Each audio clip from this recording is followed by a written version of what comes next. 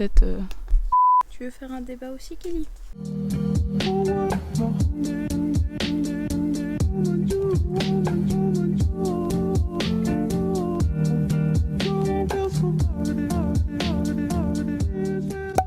Bon les amis, aujourd'hui on s'est dit qu'on allait faire une petite vidéo blabla parce qu'on aime bien parler. Il y a que nous qui allons regarder cette vidéo sûrement, peut-être Caro. Donc on a fait des petits papiers sur des sujets sur lesquels on va débattre. Tu l'as invité, à toi l'honneur. C'est gentil.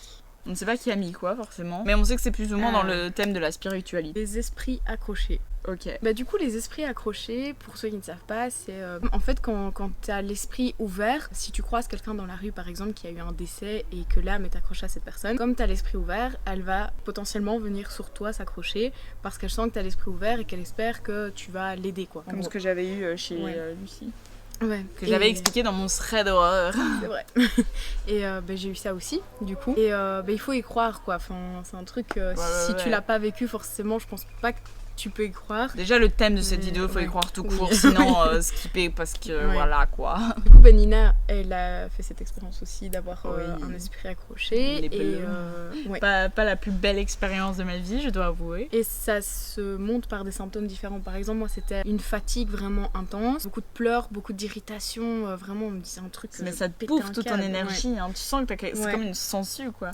Et genre, j'avais beaucoup d'âmes accrochées à moi, je crois. Enfin, il y a une dame qui est venue. Ma mère lui a posé la question parce que j'étais très fatiguée, etc. Elle a dit oui. Elle a l'esprit ouvert. En gros, je suis un peu comme une passeuse d'âme. Et donc, j'en avais beaucoup d'accrochés à moi. Donc, ça demande beaucoup d'énergie. Ça tire énormément d'énergie. Et voilà. Ouais, mais moi sur ce débat, je dirais que, enfin j'y crois aussi, enfin, je crois aux âmes déjà tout court. En fait tu dirais que c'est une bonne chose ou une mauvaise chose? Moi je trouve pas ça rassurant en fait, parce que même si c'est une âme qui a besoin de ton aide et tout, moi vraiment je l'ai trop mal vécu et ça me rassure pas du tout. Enfin, le fait de savoir qu'il y a peut-être des âmes et tout, ok, mais me dire t'as quelqu'un accroché à toi, en plus tu sais pas toujours si c'est un truc bon parce que les symptômes sont un peu péjoratifs, tu vois. Ouais, c'est vrai. Pour moi, je le vois pas comme un truc mal, enfin parce que c'est mon ressenti. Ouais, mais c'est pas mal, mais c'est désagréable et donc moi je l'associe au négatif en fait. Ouais, c'est vrai. Moi je l'associe pas spécialement au négatif parce que je vous en ai déjà parlé, que j'aimerais bien développer ce côté-là parce que je me dis si elles m'ont choisi et qu'elles ont besoin d'aide, j'aimerais bien savoir leur apporter une réponse derrière. Mais c'est sûr que ça peut faire peur et que parfois t'es un peu saoulé quoi.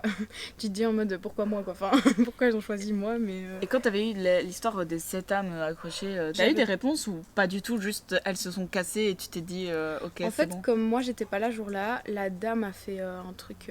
tu vois, genre purifier ma chambre, tout ça, et a dit un truc, ce qui a fait que les âmes sont parties, mais depuis cette dame-là n'est plus revenue, donc, et parfois maintenant, je le sens quand il y a quelque chose. Ça va, je le sens, je sais un peu réagir et tout. D'un côté, ça me déçoit de me dire, du coup, elle est là et je sais pas lui apporter de réponse, et c'est elle ça, reste parce là, et elle est accrochée à toi, mais qu'est-ce qu'elle veut, tu vois, elle sait pas vraiment te faire passer des signes, et ça c'est aussi frustrant. Moi c'est un truc qui me fait peur avec la mort, je me dis, imagine t'es une âme, t'as besoin d'aide, genre comment tu veux faire passer des messages, tu vois. Moi j'aimerais bien pouvoir, je sais pas, rassurer, j'allais dire mes parents, mais en toute logique, je suis censée partir après. Ouais. Mais je veux dire, peut-être, je sais pas, plus tard, tes enfants, t'as envie de les rassurer, te dire, ouais, je suis encore là. Mais comment tu veux faire passer un message, tu vois? C'est vrai que nous, pendant tout un temps, il faut savoir que chez nous, c'est la maison d'accueil. Et du coup... C'est le CPS des fantômes. C'est le cas de le dire. Pendant tout un temps, en fait, il y a ma chambre, il y a le hall de nuit et là il y a la salle de bain donc qui est à côté de ma chambre. Forcément on s'est tous réveillés une fois pendant la nuit pour aller faire pipi ou un truc comme ça. Moi c'est toutes les nuits. Et du coup quand je reviens dans ma chambre pendant tout un temps on me courait dessus quoi, et du coup là je savais qu'il y avait quelque chose parce que on te court dessus, on fait des petits bruits, enfin c'est des trucs où tu sais les repérer et tu sais quand elles sont parties à partir du moment où tes épaules elles sont plus en bas, enfin tu vois t'as plus facile à te manipuler. Sentiment de légèreté en fait. Tu te sens plus légère, Mais moi je sais que parfois quand j'ai des gros sentiments de fatigue, j'ai déjà attrapé la mononucléose, je sais à quoi ça ressemble, et parfois j'ai vraiment des fatigues mais anormales à tel point que parfois plusieurs jours après une soirée où t'as encore une fatigue qui est là parce que tu t'es complètement déséquilibré dans ton rythme. Moi je me souviens cet été parfois je faisais une soirée où j'allais dormir à 5h, le lendemain je travaillais, je devais me réveiller à 6h, l'après lendemain je travaillais pas, du coup je faisais une grasse mat donc je me réveillais à midi, mais puis 2 jours après je refaisais soirée et en fait j'étais complètement décalée, donc là c'est normal d'avoir une fatigue parce que t'as plus de rythme. Mais parfois j'ai un rythme où c'est tous les jours je me couche à la même heure, tous les jours je me réveille à la même heure. Attends, j'ai vraiment un gros sentiment mais de fatigue, mais à un point, mais c'est même pas la fatigue tu sais en journée où t'as besoin de faire une sieste, c'est vraiment une fatigue où dès que tu te lèves le matin t'es réveillé, tu sais plus dormir, mais genre, je sais pas, moi je déjeune et là je sens mes yeux mais qui brûlent, mais comme si je venais de faire soirée, alors que ça fait une semaine, 2 semaines que j'ai un rythme mais hyper régulier et qui arrive mais de nulle part. Et parfois ça part du jour au lendemain et tu te dis, mais c'était quand même bizarre ça. Et donc là tu te poses des questions. Et puis moi je vous avais déjà expliqué aussi, je sais quand ils veulent me dire un truc, parce que comme quand on vient de dire un secret à l'oreille, t'as la sensation là. Et c'est un peu dérangeant et tu te dis oui ils essayent mais je les entends pas, mais du coup tu vois c'est hyper dérangeant. Là ce serait intéressant de faire du pendule ou des choses ainsi pour mais moi par exemple ça j'oserais pas le pendule, mais peut-être tu sais des Ouija ou quoi. Tu sais tu peux en faire des Ouija en toute sécurité, mais déjà si tu crées ta planche toi-même etc, que tu la brûles après, que tu fais bien entrer et fermer les portes, enfin que si tu prends le temps d'ouvrir les portes mais que tu prends le temps aussi de les refermer, que tu prends la sauge pour vraiment purifier tout et enfin voilà, tu faudrait peux... qu'elle s'allume là. Ouais, c'est ça, avec toi, c'est un peu compliqué. Et du coup, pour les Ouija, c'est sûr que moi, ça, j'oserais quand même pas, parce que je me dis, c'est peut-être pas naturel de vouloir franchir cette frontière. Si on a autant de mystère par rapport à cette frontière, c'est peut-être que c'est pas voulu. Tu vois. Et aussi par rapport aux portes que tu dis, c'est très intéressant parce que j'ai vu une vidéo il y a pas longtemps. En fait, c'est une dame, elle est passeuse d'âme, mais elle les entend. Elle les entend, elle les voit. Ghost Power. Oui, voilà. Et en fait, elle explique que elle rend visite à un de ses proches au cimetière, quoi. Donc elle va sur sa tombe comme tout le monde. Et elle dit, et là, il y a une petite fille qui m'apparaît. Donc la petite fille lui parle et elle dit, oui, est-ce que tu sais m'aider à retrouver mes parents parce que je suis morte dans un accident de voiture, mais ils savent pas que c'est d'un accident de voiture, machin. La dame, évidemment, elle veut bien faire et elle dit, oui, je vais t'aider. Ça passe, la petite fille part et elle la revoit plus tard derrière une de ses amies en fait. Donc elle parle à une de ses amies, elle la voit derrière et son amie dit t'as l'air bizarre quoi, vraiment tes genoux quoi, genre tu regardes derrière moi, tu m'écoutes plus, enfin il y a personne. Et donc elle lui explique et en fait là elle entend un gros rire, mais un rire maléfique quoi, vraiment un rire, ça te glace le sang. C'est pas la petite fille. Et en fait c'était pas la petite fille, c'était une vieille dame qui jouait d'elle et tu te dis tu ouvres des portes mais tu sais pas à qui réellement t'as affaire en C'est pour ça qu'il faut toujours faire très attention quand tu vas voir une médium ou quoi. Par exemple il y a pas longtemps il y a eu malheureusement un accident de voiture, un décès et donc la maman a voulu rentrer en communication, aller voir une médium et donc là il faut toujours faire très attention parce que par exemple si tu vas sur la pierre tombale de ton fils et que tu dis oui enfin tu essaies de lui parler parce que quand en fait là il y a des gens ils vont peut-être se dire c'est ridicule, mais peut-être que même imagine t'es une mère ou même t'as un enfant qui a perdu un parent, même si t'y crois pas, t'as genre toujours de l'espoir. Oui, t'as toujours un espoir. Et donc là, je sais même pas si sa mère de base elle y croyait, mais genre, je pense que si t'es une mère, t'as vraiment besoin de ça, tu vois. Et donc sa mère lui parlait, elle parlait à sa pierre tombale, et ça, il faut toujours faire très attention parce que dans un cimetière, t'as plein d'autres esprits et peut-être que t'as quelqu'un d'autre qui peut t'entendre. Et donc, si tu vas voir une médium, la médium elle va dire oui, là c'est votre fils, il me dit ça, et toi tu te dis oui, c'est mon fils, je le reconnais. Que ça se peut, c'est le mec d'à côté. Mais si ça tombe, c'est le mec d'à côté qui a entendu ce qu'elle disait au cimetière. Et donc, ça, il faut toujours faire très attention. Et je me dis, c'est peut-être pour ça qu'il y a autant de mystères sur la mort, c'est peut-être que c'est juste des barrières qu'il faut pas franchir. Mais c'est pour ça que moi aussi, pendant tout un temps, quand j'ai perdu mon arrière-grand-père paternel, du coup mon vieux nono, je voulais faire des trucs comme ça parce qu'en fait je voulais garder le lien très clairement. Et au final je me suis empêchée parce que je me suis dit, il faut savoir que moi aussi l'histoire de parler au cimetière, moi je fais tout le temps ça, mais genre c'est limite drôle parce que j'arrive, je dis alors nono ça va, tu vois genre je parle comme ça parce que non seulement ça m'aide à me détendre et en plus voilà genre ça reste un rituel comme on avait avant quand j'allais chez eux quoi. Mais c'est vrai que je me suis dit, j'ai réfléchi d'ailleurs suite à cette histoire là, je me suis dit si j'avais été faire des séances de médium, mais ça se peut, ça aurait pas du tout été mon arrière-grand-père, ça aurait été un type exactement genre rien à voir quoi. Enfin bref, on va passer au deuxième petit papier. Alors là c'est le sujet de la réincarnation. Sujet qu'on aime beaucoup. Un sujet qu'on aime beaucoup. Ben là on a un petit peu embrayé avec le sujet des âmes. Forcément si on me parle de tout ça c'est que, enfin moi c'est extrêmement bizarre parce que autant toi tu peux encore croire en Dieu et tout, t'es encore croyante, autant moi je me dis c'est improbable parce que j'ai un côté scientifique aussi où je me dis il n'y a pas un bonhomme qui est sorti de nulle part et qui a créé la Terre. Pour moi ça revient à dire que la Terre elle sort de l'univers ou quoi, c'est vraiment ramener tout à l'homme. Je me dis il n'y a pas un homme qui a créé l'univers ou encore moins la Terre, pourquoi alors ce serait un homme pas un animal, enfin il y a d'autres choses sur la Terre. Pour ça je suis d'accord avec toi aussi. Je suis croyante mais pas pour de là à dire que Dieu a créé, non, Dieu n'a pas créé la Terre, c'est un truc c'est passé dans l'espace. Ouais, c'est ça, moi aussi, je crois. Enfin, en fait, c'est pas que je crois, je suis sûre, et à 200%, les théories scientifiques le montrent, il y a eu un Big Bang et tout. Maintenant, qu'est-ce qu'il y a eu avant? Moi, je crois aussi aux théories des multivers. J'ai l'impression que notre univers, c'est une goutte d'eau parmi un océan. Enfin, je vais pas passer des heures à parler de ça, mais du coup, ça peut paraître paradoxal parfois quand je dis que je suis pas croyante. Mais moi, j'ai toujours dit, je suis pas athée non plus, je suis agnostique, donc je me dis, pour moi, il y a rien, sauf si on m'apporte la preuve du contraire. Et donc, je ne crois pas en Dieu. Par contre, je suis plus dans la spiritualité, dans le sens où on a une âme. Je me dis, on a des chakras, on a des énergies, tout ça. C'est pour ça que parfois le courant il passe avec des personnes, parfois ça passe pas. C'est pour ça que le positif attire le positif. Enfin, moi je crois vraiment à tout ce qui est énergie, tout ça. Voilà, je crois pas forcément en Dieu. Par contre, la réincarnation, moi je me dis, on a une âme dans ce côté spirituel. Et quand tu meurs, je me dis, c'est pas possible, ton âme elle va quelque part. Et c'est pour ça que tantôt on parlait d'âme. Et ça, c'est vraiment en fait des boules d'énergie. C'est pas en mode des fantômes hyper maléfiques du style la nonne comme dans Conjuring. Ça, moi j'y crois pas. Enfin, je me dis, t'as peut-être des esprits malins, ok, mais je crois pas vraiment aux gros trucs qu'on pourrait voir dans les films. Oui, moi je pense pas que le diable il t'attend avec les cornes. Enfin, ouais, c'est ça. Non, quoi. Mais je me dis, quand tu meurs, je pense que t'as comme une énergie et que alors t'as un choix, soit tu restes pour accomplir peut-être des dernières missions comme les âmes accrochées, soit tu te réincarnes. Et alors là, est-ce qu'on a le choix ou pas? Mais j'ai déjà vu tellement d'histoires, par exemple, un documentaire qui m'a vraiment marqué, et c'était un documentaire Arte, c'était pas le documentaire du petit youtubeur perdu du fin fond de je ne sais où. C'était vraiment un documentaire où c'était un petit garçon qui avait 4 ans et qui racontait sans cesse à ses parents la vie antérieure qu'il avait eue. Et donc il était français ou suisse, en tout cas il parlait français. Donc à mon avis c'était français, suisse ou belge carrément, mais je pense que c'était plus du côté de la France. Oui, moi aussi. Et il racontait un petit village en Irlande. Parfois il connaissait des mots en irlandais, du patois. Et alors les parents étaient... Enfin, qui n'y croyaient pas du tout, d'ailleurs, c'est important de le préciser.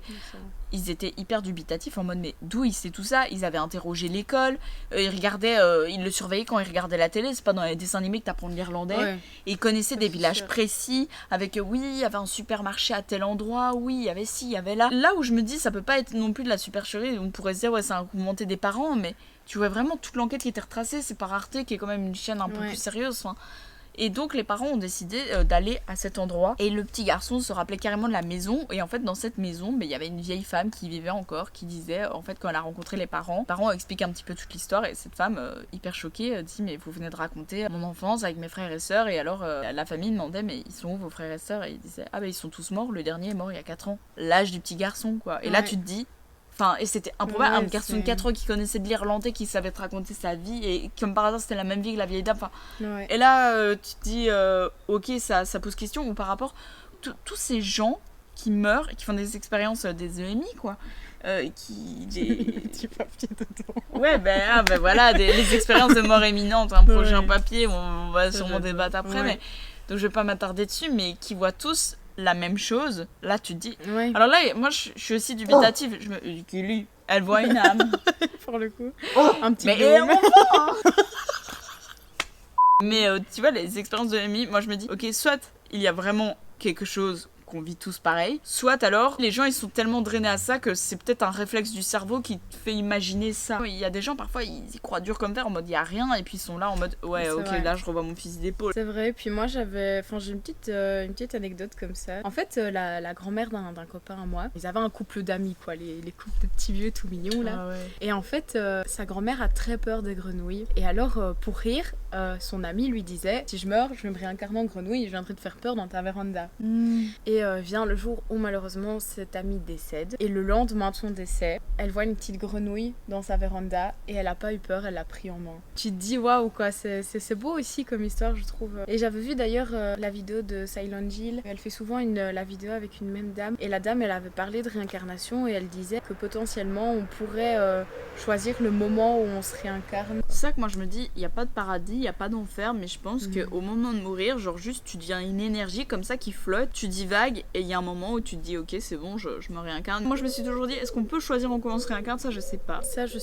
Je pense que tu choisis le moment, mais peut-être pas en quoi. Et les pigeons ils sont en train de se battre. Ah c'est ça parfois que j'entends. Ah ouais, bataille de pigeons. Eux aussi c'est des âmes.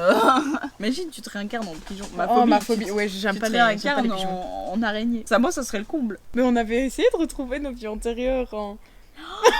J'avais la prof d'anatomie.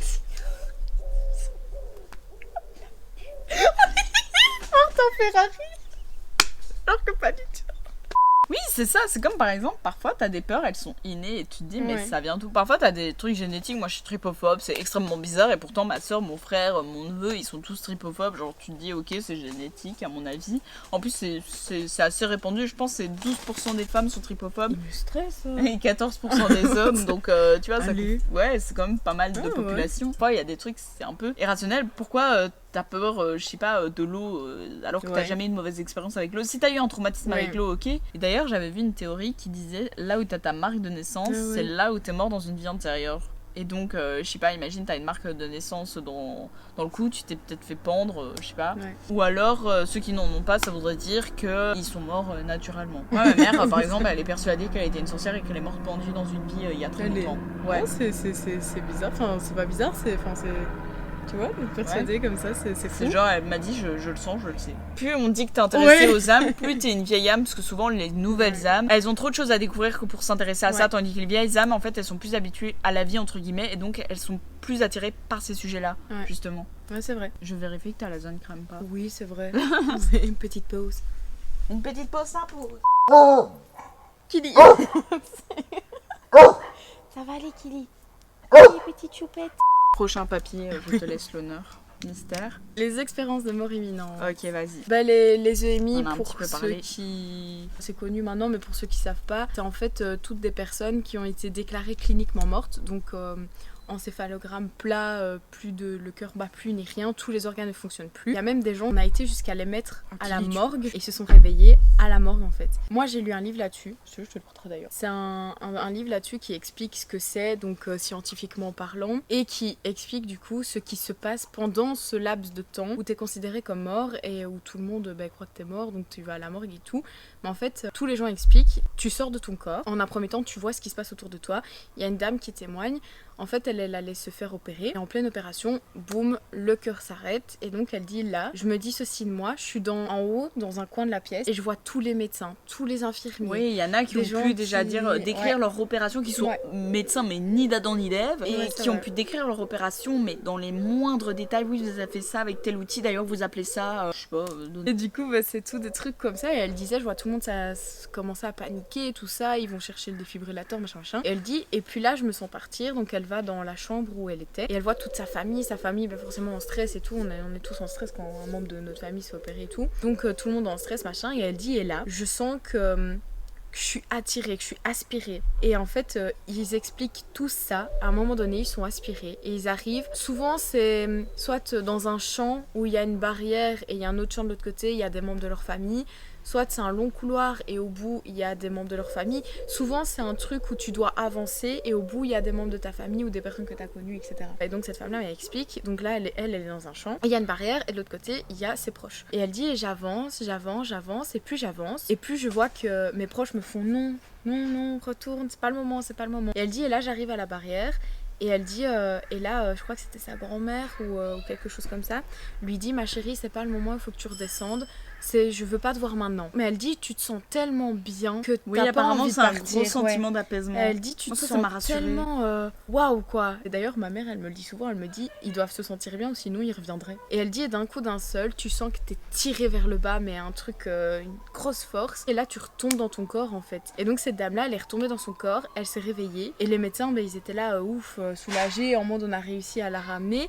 Et en fait, elle a expliqué tous les trucs. Et en fait, c'est drôle de se dire que, pas dans une région, c'est des gens des quatre coins du monde Dont qui expliquent la même Des gens chose. qui sont athées hein, et qui Ouais. remettent leurs croyances en question par Dont après. des gens qui sont athées et des gens... enfin, C'est là que moi je me c'est- dis, est-ce que c'est un mécanisme du cerveau dans le sens où c'est connu, les expériences de mort imminente, c'est assez connu et donc en fait par exemple on sait ce que c'est, donc ça tombe, on va en vivre une et on va Ouais. avoir le même réflexe parce Ouais. que on a déjà entendu ça et donc c'est le cerveau qui fait ça automatiquement ou alors est-ce que c'est vraiment vrai? Ça c'est compliqué Ça, mais ouais. j'avais déjà vu aussi une théorie, cette sensation où t'es tiré et que tu retombes dans Ouais. ton corps quand tu dors et que t'as l'impression que tu tombes et que tu Oui, te réveilles. oui. Il y a des théories qui disent en fait c'est ton âme en fait pendant la nuit, ton âme qui est sortie de ton corps et qui est retombée quoi, tu vois.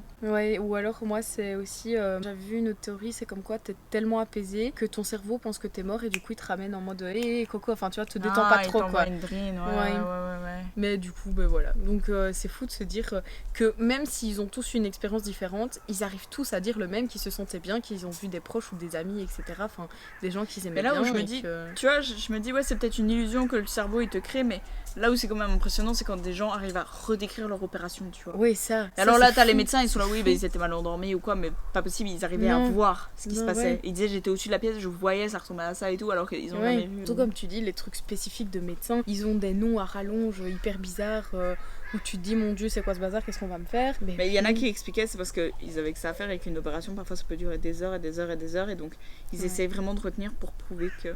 Mais en plus, pour ce sentiment d'apaisement, moi ça m'avait rassurée d'entendre ça parce que moi je me dis ça doit être horrible de mourir, de quitter ta vie parce que pour moi, j'ai toujours pensé dans les 200, je me dis c'est horrible pour le proche qui est sur terre et qui te perd, mais ça doit être horrible pour toi, toi aussi t'es en deuil en soi, toi aussi tu vas plus vivre ta famille, en plus tu quittes ta vie. Mais apparemment non, t'as vraiment un sentiment de bien-être. De bien-être, ouais, tu te dis ça y est, c'est bon, j'ai fait ce que j'avais à faire. Et, ouais. D'ailleurs, t'es entouré d'amour ouais. et tout, et t'es juste, voilà, t'es une énergie comme ça. Enfin bref. Dernier papier, les âmes sœurs et les flammes jumelles. Oh mon Dieu, Laura m'en a parlé aujourd'hui en fait. Eh ben moi j'y crois Yo, Laura. blindé. Pour vous faire un Ouais. petit schéma, je vais essayer de trouver une photo, mais t'as l'homme de Vitruve, je pense que vous avez déjà tous vu, donc qui a 4 bras, 4 jambes. En fait c'est ça, donc c'est Platon qui expliquait ça, que tu as en fait à la base 2 âmes, mais que quand tu viens sur Terre, les âmes se séparent en 2 et donc ta mission de vie c'est retrouver ton âme sœur. Et c'est pour ça qu'il y a les 2 termes, il y a âme sœur et flamme jumelle. Généralement on dit l'âme sœur, c'est l'amour de ta vie. Pas forcément. Les âmes sœurs, ça peut être genre ton ou ta meilleure amie. Moi c'est pour ça que j'ai toujours dit, enfin avec Caro, on a un trio, on a toujours dit ça, on est les âmes sœurs les unes des autres. Souvent c'est des personnes avec qui t'es comme as, tu t'entends hyper bien. Vrai. En plus, ou alors c'est une évidence. Jours, quoi. Oui voilà, au nous bout de 2 jours on est devenus meilleures amies. Je suis hyper timide de base. Quand je suis rentrée en 2e secondaire, je connaissais personne dans ma classe. Je connaissais une fille, c'était Héloïse. Ah oui, moi, et donc je connaissais une fille et on s'est vus, Lara et moi, et ça a été mais genre une évidence, on se connaît depuis toute la vie et depuis on s'est plus quittés. Et on a eu pareil avec Caro l'année d'après en 3e. On a eu pareil avec Caro, et on s'est toujours dit ben on est en fait des âmes sœurs quoi, et pourtant on a traversé mais tellement de trucs. Mais alors ça rejoint nos théories précédentes en mode il y a des petites fautes de raccord, mais alors oui mais si tu meurs t'as une âme. Mais du coup, ça veut dire que, à partir de quel moment t'es 2 âmes. Et puis, si tu meurs, est-ce que ton âme sœur, elle part aussi? Tu vois, c'est vrai que ça, moi, c'est là où c'est pas tout clair, mais c'est ça un peu la magie du truc. Si on savait tout. Si on savait tout, ce serait nul. En fait, t'as aucun plaisir à découvrir. Moi, j'adore découvrir des nouvelles trucs scientifiques. Si dès le départ, on savait comment l'univers s'était créé, t'aurais pas de plaisir à découvrir. Par exemple, là, quand on a découvert le trou noir, on savait qu'il était là, mais qu'on a pu le photographier. On a un trou noir au centre de la galaxie, de notre galaxie, de la Voie lactée, comme dans toutes les centres de toutes les galaxies. Et quand on a pu photographier ce trou noir, moi j'étais mais waouh. Et en plus, on a pu enregistrer les bruits d'un trou noir, pas celui de la Voie lactée, mais d'un tellement plus loin. Et on a pu enregistrer les bruits sonores. Déjà là, tu te dis waouh, la science c'est magique. On arrive vraiment à faire des trucs de dingue. Mais en plus, c'est vraiment incroyable de pouvoir découvrir des choses quotidiennement. Et c'est ça qui est bien avec la mort, c'est que tu sais pas, en fait, c'est l'inconnu total, même pour les médecins. Le fait de croire à tout ça, par exemple pour un médecin, ça veut pas dire que t'es pas scientifique. C'est aussi de la science, c'est aussi des énergies, c'est aussi tu vois, c'est des fréquences, c'est des sensations. Je pense que c'est peut-être juste un côté de la science, mais qu'on connaît moins, c'est tout. En soi, le corps est fait d'atomes, il est fait de poussière d'étoiles. On a tous de la poussière d'étoiles en nous. On est fait de tellement de matière. C'est là que c'est intéressant de lier les deux, tu vois. De lier vraiment la science à la c'est juste que nous, on explique ça de manière un peu très spirituelle, forcément depuis tantôt. Mais j'aurais mis d'autres termes, par exemple, en parlant au lieu d'énergie, de boule d'énergie ou d'âme, en disant je sais pas, des atomes ensemble ou quoi. C'est ça en gros. Oui, c'est vrai. Je trouve ça fou qu'à l'heure actuelle, on sait voir, et on comprend plus de choses qu'avant, quoi. Et alors, pour ce qui est des flammes jumelles, ben là, c'est en fait la même chose. La flamme jumelle, en fait, c'est un âme sœur, mais en amour. Donc, c'est à moitié. C'est pour ça qu'en fait, par exemple, tout ce qui est homosexualité, tout ça, parfois, il y a des gens qui sont hétéros, mais toute leur vie, qui pensent l'être, et puis un jour, ils rencontrent, par exemple, si je suis un homme, je rencontre un homme, si je suis une femme, je rencontre une femme, et là, c'est une évidence où tu te dis, waouh, t'as un coup de foudre, et tu te dis, c'est elle, la personne. Enfin, parfois, moi, je comprends pas les gens qui, encore en 2022, sont contre ça, alors que c'est juste... c'est naturel. Il y a des gens qui disent c'est pas naturel. Si, c'est naturel. C'est les besoins de ton corps. Tu choisis pas vers qui tu es dirigé. Moi, j'ai toujours dit je suis hétéro. Mais ça tombe dans 10 ans, je vais peut-être avoir un coup de foudre pour une fille. Je suis pas à l'abri de ça, on sait pas. Je pense que ça explique aussi beaucoup les transgenres et etc. Enfin, je vais pas entrer dans les détails de tous les noms parce que maintenant il y a énormément de noms pour ça. Je les ai tous étudiés en sexo. Ouais, mais moi j'ai étudié ça en socio-anthropo et donc je sais que parfois tu te sens pas dans ton bon corps, peut-être parce que t'avais une âme avant masculine et ton âme masculine s'est mise dans un corps féminin. Et c'est pour ça que là, il y a des gens, ils sont là, ouais, mais c'est pas naturel, oui, mais si ton ressenti c'est ça, ton ressenti c'est quoi? C'est tout est dans le cerveau, mais pourquoi ton cerveau il raconte la nature de son corps, entre guillemets? C'est que là, tu te dis, il y a un truc en plus que le corps. Moi, je me dis, les gens qui critiquent ça en mode c'est pas naturel, c'est les gens qui ont peur, tout simplement. Enfin, juste, c'est des personnes qui ont peur. Et l'ancienne génération, on sait, avec le catholicisme et tout, parfois, ça dépend de l'éducation que t'as eue. Il y a des gens, ils savent qu'ils le sont au fond et ça leur fait peur. Ah, ça leur fait peur et donc ils sont contre. Vas-y, je suis contre et tout, c'est n'importe quoi. Non, je pense qu'en fait, moi c'est ce que j'ai dit. Moi, je m'en fous que chacun fait ce qu'il veut. Si tu veux même sortir avec un arbre, ben, tu sors avec un arbre si tu veux. Moi, j'en ai rien à faire. Sur Rivière en fil. Moi, je m'en fous. Et je me dis, les gens devraient s'en foutent. Ouais, je vois pas pourquoi on fait des débats sur ça. Enfin, c'est juste se prendre la tête, mais pour rien. Genre, Par exemple, les filles qui disent moi j'ai rien contre les homos mais les lesbiennes, oui, j'ai un gros problème avec ça. Et vice versa. Genre, les gars qui disent c'est sexy des lesbiennes, mais qui sont contre les deux gars ensemble. Si t'es pour les lesbiennes, tu dois être pour les homos. Enfin, c'est n'importe quoi. Et puis, de toute façon, la question ne se pose même pas. Qu'est-ce qu'on s'en pèle l'oignon de ton orientation sexuelle ou du corps dans lequel tu veux être? Et moi, c'est pour ça que je me dis, c'est là où c'est pas normal, faut vraiment prendre avec des pincettes parce que c'est extrêmement dur de s'exprimer sur ce sujet-là. Mais pourquoi, par exemple, imaginons, je nais, je suis une fille, mais par contre, je sens qu'au fond, je devrais être un garçon. Pourquoi mon cerveau, dans mon corps, voudrait me faire être autre chose que le corps qui m'a donné? Parce que le cerveau fait partie du corps, vous voyez ce que je veux dire? C'est là où tu peux te dire, ouais, c'est contre nature. Et c'est pour ça que moi, je me dis, on a une âme, en fait, on a de l'énergie en plus, et c'est peut-être que avant t'étais une autre énergie qui fait qu'au fond, il y a un truc plus puissant que le cerveau qui veut te faire aller au-delà de la nature qu'on t'a donnée. Peut-être que l'énergie a du mal à se mettre dans ce nouveau corps et qu'il se dit non, avant j'ai peut-être mieux. Ouais, c'est ça. Et c'est pour ça que c'est pas contre nature. Physiologiquement, oui, parce que tu changes de sexe, mais naturellement, moi je pense que c'est juste fais ce qui te va le mieux, quoi. Ouais, chacun voit midi à sa porte. Et puis, parfois, les gens qui disent ça, j'ai envie de leur dire, mais balayez un petit peu devant votre porte. Et quand votre seuil de porte sera bien propre, nickel, essayez peut-être de balayer devant ceux des autres. Mais ça change pas. En fait, c'est juste qu'on veut enfermer tout le monde dans des cases. Oui, en fait, mais l'être humain est comme ça. Hein, il veut tout catégoriser comme ça, en mode toi, t'es ça, toi, t'es ça, toi, tu fais ça, toi, tu fais ça. Alors comme j'ai des amis, ils veulent être végétariens, mais ils aiment trop. Du coup, ils se disent qu'ils sont flex, mais ils osent pas dire qu'ils sont flex parce qu'ils ont peur que quand ils mangent de la viande, ils se fassent critiquer. Et je suis là, mais juste arrête d'essayer de te mettre une étiquette. Moi, par exemple, alors je pourrais dire, je suis végane, mais flex végane parce que je mange à 90% végane. Non, enfin, moi je mange des œufs, mais j'essaie de manger que les œufs de mes poules, quoi. Je mange encore des crustacés, par exemple, je mange plus de poisson, mais des crustacés, oui. C'est pour ça qu'il faut pas essayer de se mettre une étiquette, je suis flexi, végétarien, pesco, végane. Non, tu manges ce que tu veux. T'essayes juste de faire de ton mieux au quotidien. Ouais. Putain, ta gueule. Elle a dit oui en plus.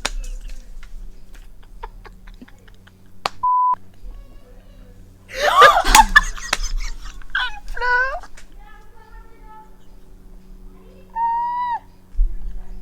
J'ai dit ta gueule à un enfant.